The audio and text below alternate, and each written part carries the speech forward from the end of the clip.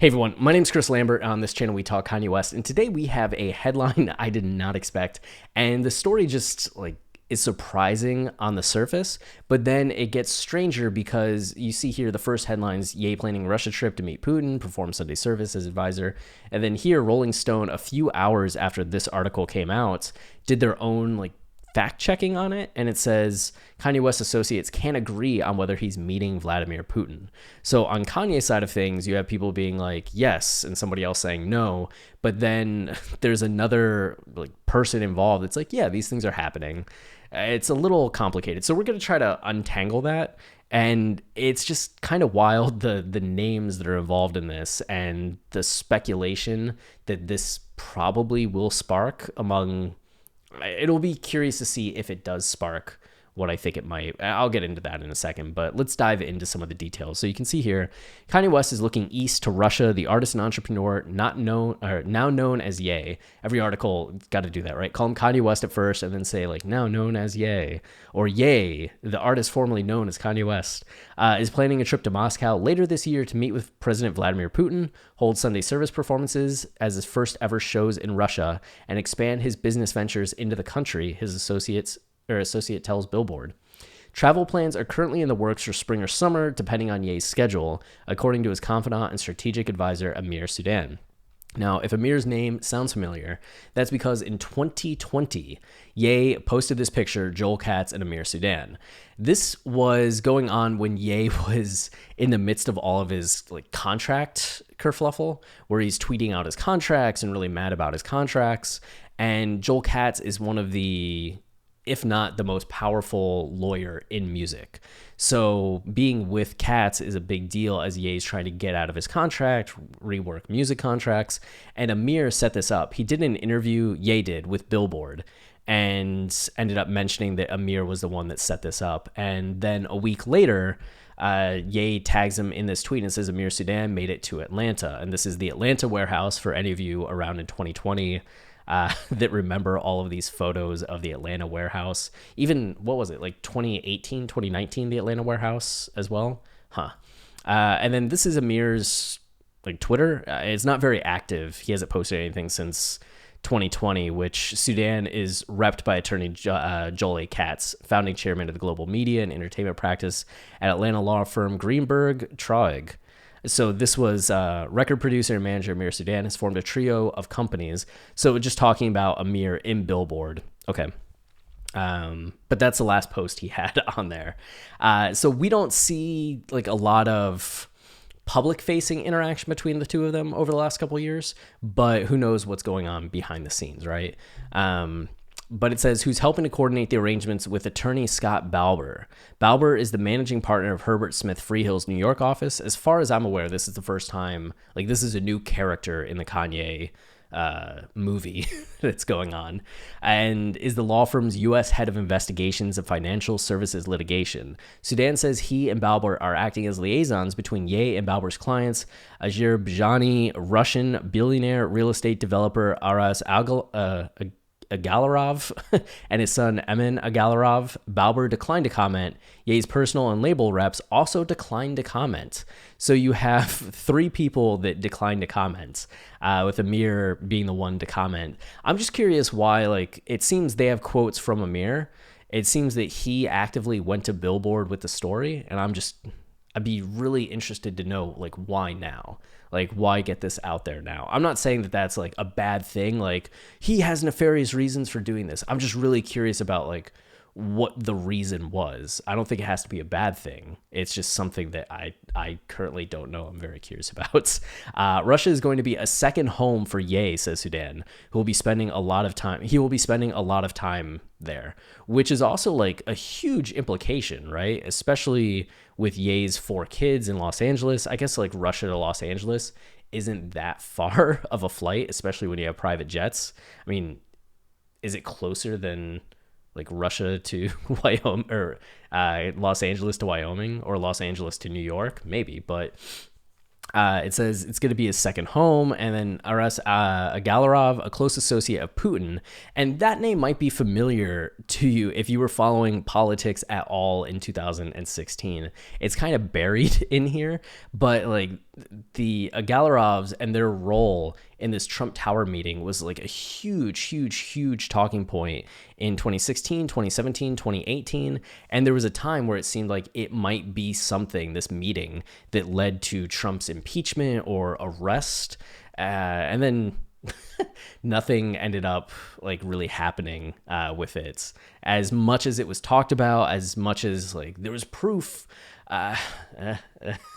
but that's America for you, right? Like, the wealthier you are, the less consequences you face for anything, which is just wild. But it says Galarov, a close associate of Putin, and as president of the Crocus Group, one of Russia's leading developers, is sometimes referred to as the Trump of Russia because of how often he self-brands his buildings. So I think this is kind of the nucleus of everything. You can see down here it says Ye is working on new business deals with the Galarovs, according to Sudan. And while he cannot disclose the details of those discussions, he projected they would increase West's wealth to more than 10 billion. If I was gonna like go out on a limb and speculate, we saw that Ye went to Haiti because he's interested in building a city and was meeting with the Haitian president. This was 2020. Because he wanted some land to develop something, and then that never panned out. Then he recently was in Belize, and it seemed like he was doing the same thing.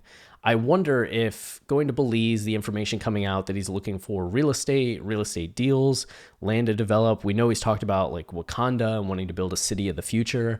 If Sudan, who clearly has like some kind of connection or friendship or something with a Galarov, was just like, hey, if you're looking for real estate developments, then let me put you in touch with this guy.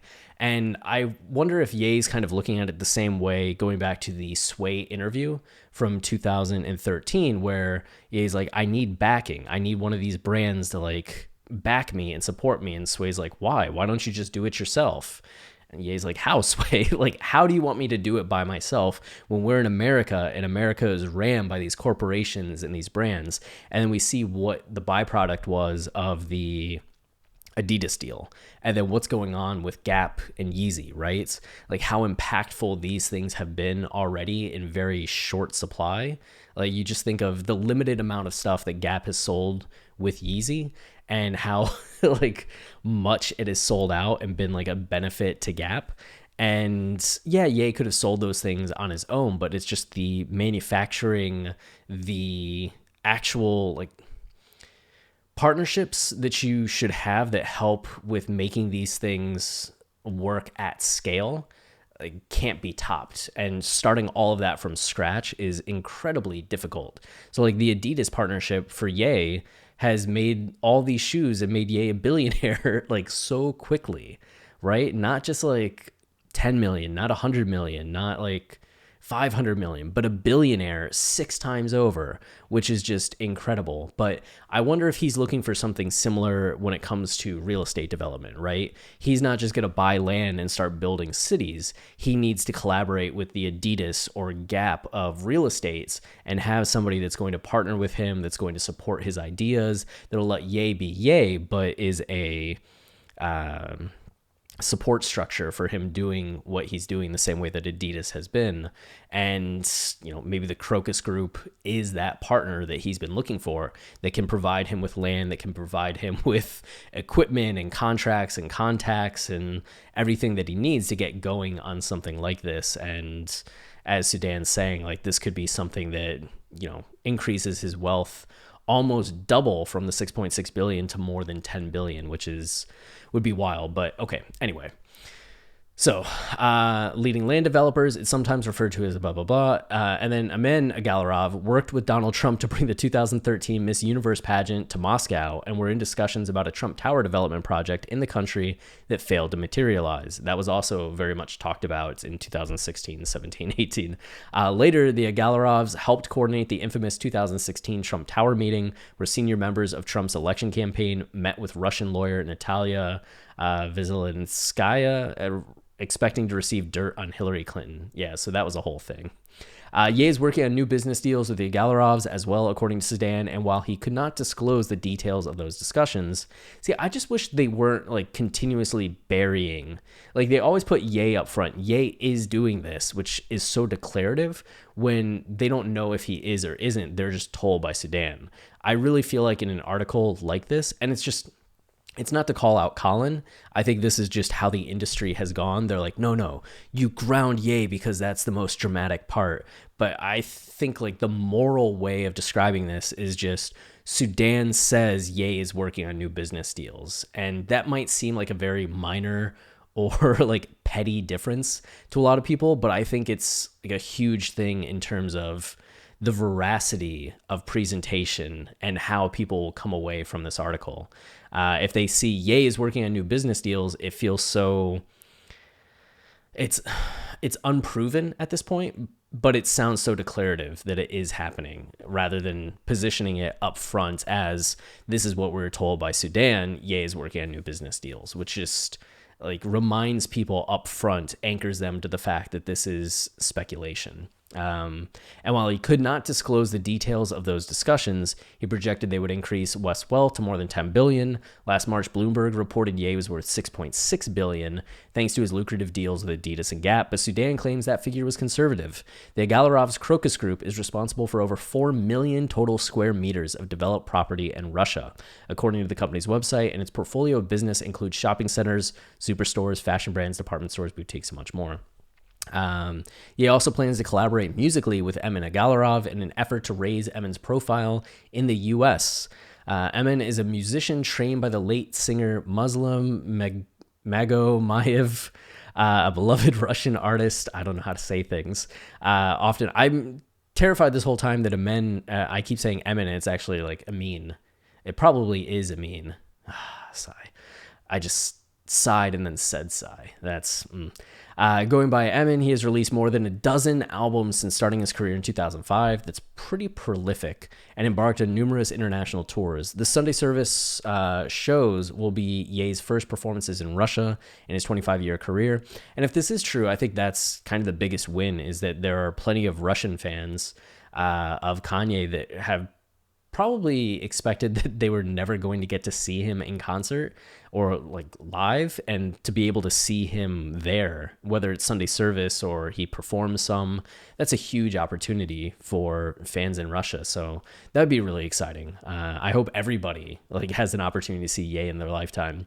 The concerts and the meeting with Putin are something Ye's been wanting to do since he debuted the Sunday Service Project in 2019.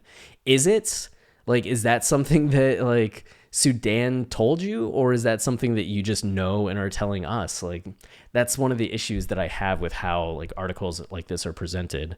The Sunday service performances will likely be held at the Crocus City Hall Theater, which holds more than 7,300 people, or Grand Sports Arena at 81,000 person Luzhnitsky Olympic Complex, Russia's national stadium where much of the 1980 Olympic Games were held.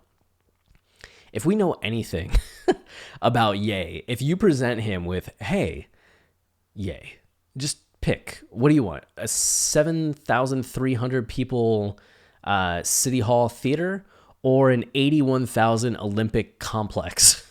Which one do you want to perform at? I think we know which one he's going to pick. Ye plans to invite Putin to attend the gospel performance as a special guest. Does he? Or is that what like Ameer told you?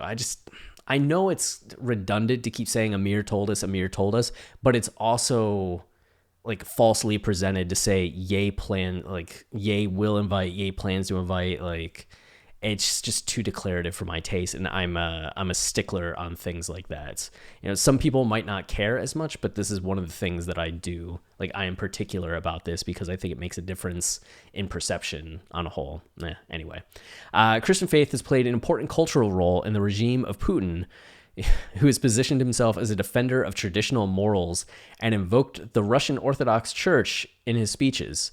That's a broad way of putting it. After waging a culture war against hip-hop and accusing local rappers of poisoning youth culture with immoral lyrics, in 2018, Putin changed his stance on the genre, saying instead it should be controlled. If it is impossible to stop, then we must lead it and direct it, he told cultural advisors at the time, expressing particular concern over songs about illegal drugs, saying it was a path to the degradation of the nation. In November, West actually compared himself to Putin, calling himself Young Putin during an interview on the popular Drink Champ podcast, telling host Nori and DJ AFN, "Culture is an oil, culture is an energy, and I'm king of culture over the past 20 years and the next 2,000. Those two thoughts are not connected." But I thought it was going to do the quote of like the context in which he said Young Putin, and then it did not. But he was calling himself Young Putin. I believe, was it Yandi? It was sometime in like 2018, either for like Ye or for Yandi, that we saw studio photos. Maybe it was Jesus is King 2019, that just had like a judo throw, like Putin doing a judo throw on the wall, and it said like always listen to Young Putin. So he's compared himself to Putin in the past, not just on the Drink Champs interview, but that was the most recent time of that. And then the artist who vocally supported Trump during his presidency ran his own presidential campaign in 2020, but ultimately only qualified for ballot access in 12 states. Was that even needed there? Like, what's the point of that? Russia is currently a center of conflict after it amassed about 100,000 troops on the Ukraine border for a possible invasion, although Russian officials have said there are no such plans. The Russian military maneuver, officials says in a response to NATO's eastward expansion, officials say is in response to NATO's eastward expansion, and Moscow has demanded NATO pull back troops from its member countries that border Russia. The conflict has aggravated already tense relations between Washington and the Kremlin, while threatening to destabilize the region and redraw Europe's post-Cold War boundaries. So this is the backdrop for Ye's trip to Russia.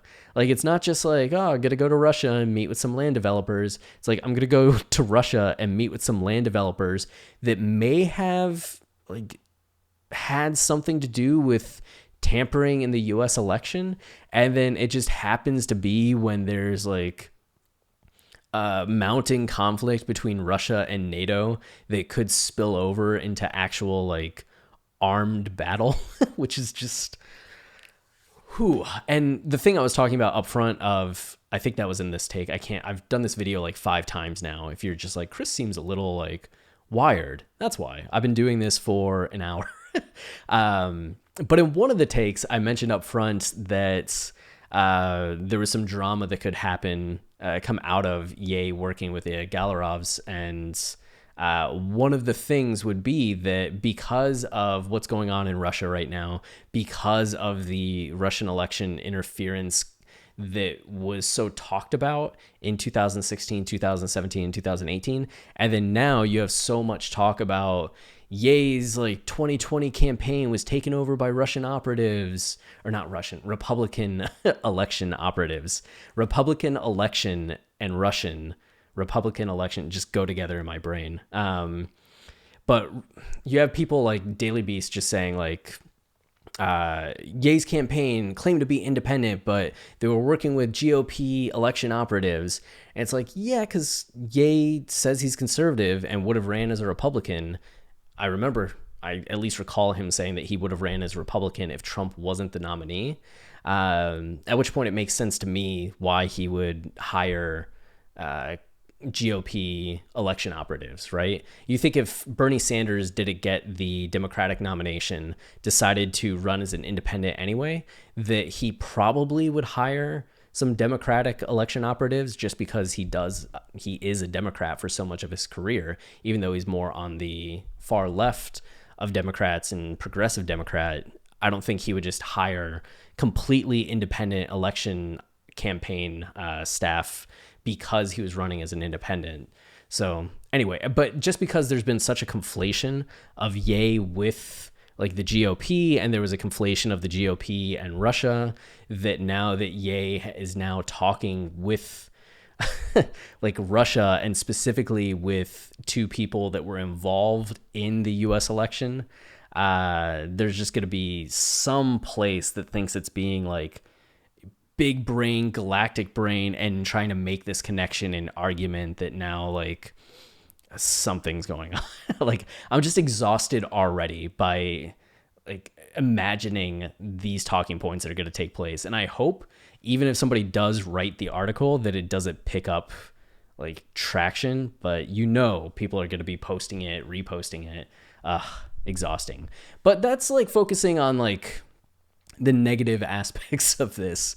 The positive aspects, like if Ye does get an opportunity to build a city somewhere and does have like backing, like that would be awesome to see. It would also be awesome for Russian Kanye fans to be able to see him live, which is great. Anyway, so if Russia does invade Ukraine, the United States and its allies have threatened new sanctions that would exceed those imposed in 2014 after Russia's annexation of Crimea. Putin has warned that such sanctions would lead to a complete rupture of U.S.-Russian relations. This is the backdrop. On Monday, American and Russian diplomats held negotiations in Geneva, marking the first of a series of discussions between NATO and Russian officials scheduled to take place across Europe this week. Maybe Ye shows up and just like is the negotiator we've needed this entire time. You know, maybe it might be. He's just like, yo, Vladimir, I think you're awesome.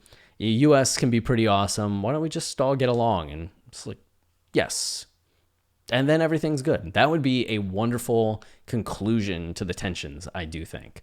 While new U.S. sanctions against Russia could shut down travel between the countries, U.S. citizens are currently permitted to travel to Russia under certain conditions. This is Ye.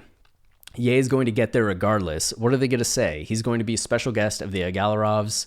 Says Sudan, Kanye knows what's going on more than the average human being. He's well aware of things, and it's nothing against the United States or to cause conflict, but Ye is Ye. He can't be controlled, which just makes me laugh because in 2018, Putin changed his stance on the genre, saying it should be controlled. And then here with the Rolling Stone article, you can just see Kanye's various representatives appear to be at odds over whether or not the rapper entrepreneur, that's not the way to phrase it, just like the artist, like art entrepreneur. I mean, Ye has been pretty vocal about not referring to him as a rapper. Now legally known as Ye, there it is, right? Is planning on pursuing showbiz and business ventures in Russia. On Tuesday, Billboard reported that West was plotting a trip, but potentially yada, yada, yada. Ameer Sudan, a friend and associate, said he was plotting the trip with lawyer Scott Balber, who works with the Azerbaijani Russian billionaire property developer Aras Agalarov, and his son Emin, who's also a popular musician in Russia.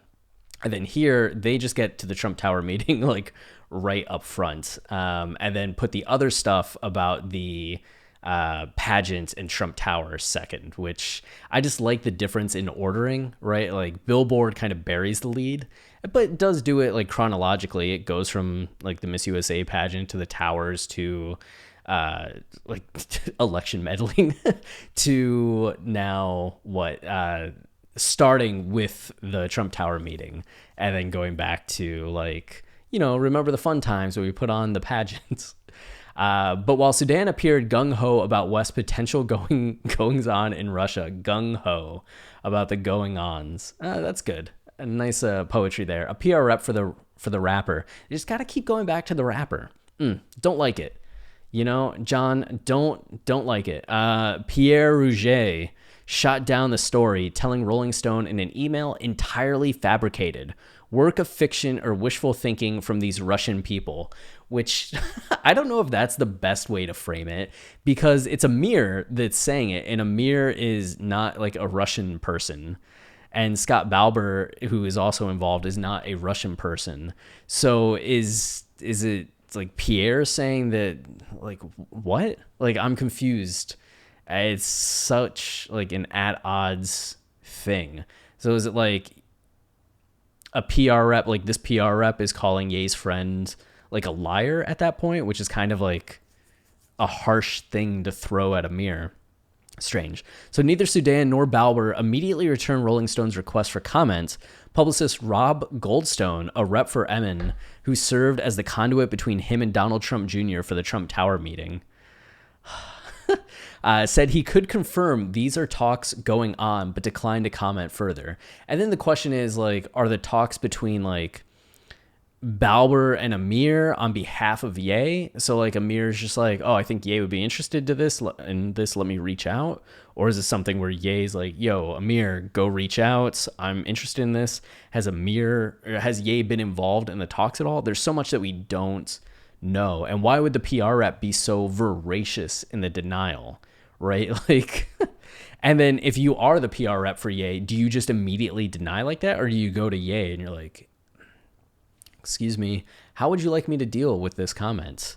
I'm so interested in knowing the background of what's going on between all these people and conversations. Like, it's very fascinating to me. Okay. 25 minutes. I'm so sorry, but neither Sudan nor Balber immediately. Okay. Should West trip to Moscow materialize, Sudan offered grand, albeit vague, details about what would come of it. Yada yada yada. Yada yada yada. Emin is a genuine star, but on top of all the general uncertainties over West's potential trip, yeah, and then all of that. And then West may face some logistical difficulties. So we see like almost the same exact structure to both articles, except this one's like, we have a person saying that no, none of this is true. So who knows where this is at, what will come of it, if Ye will go to Russia, if he won't go to Russia, if he'll post about this. Like, he might just post something to his Instagram story commenting on it, or we'll just have to wait and see until the springtime to be like, is Ye still here or is he in Russia? Like, he might suddenly just appear in Russia one day and we'll be like, all right, all of that was true. Or it might never happen. And 2 years from now, we'll be like, do you remember when Ye was supposed to go to Russia?